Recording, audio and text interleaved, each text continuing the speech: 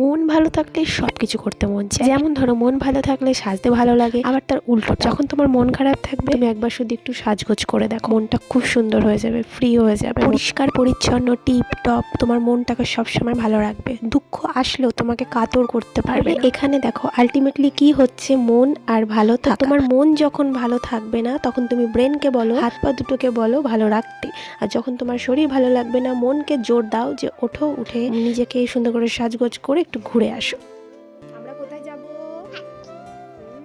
দেখো, ঈশ্বর আমাদেরকে পাঠিয়েছে, আবার কবে যে নিয়ে নেবে তার ডেট আমাদের জানা নেই। সুতরাং আমাদেরকে বেঁচে থাকতে হবে ভালোভাবে, সুন্দরভাবে। তো আমি দেখো আমার মেয়েকে পার্কে নিয়ে চলে এসেছি শুধুমাত্র ভালো থাকার জন্য আর ভালো রাখার জন্য। আমাদের মনটা ঠিক ছোট শিশুদের মতন, আমরা বুড়ো হয়ে যাচ্ছি আর মনটা কি শিশুদের মতন থাকতে পারে? তাই ঈশ্বর একটা টাইম বুঝে ঠিক আমাদের একটা বচ্চাত লোকেদের সাথে পরিচয় করিয়ে দেয়, যাতে আমাদের মনটা শক্ত হয়, কঠিনতর হয়, আর ভ্যা ভ্যা করে কান্নাটাও আমাদের বন্ধ হয়। অনেক হয়েছে, এবার তোমরাও ওঠো, সাজো আর ঘুরতে যাও।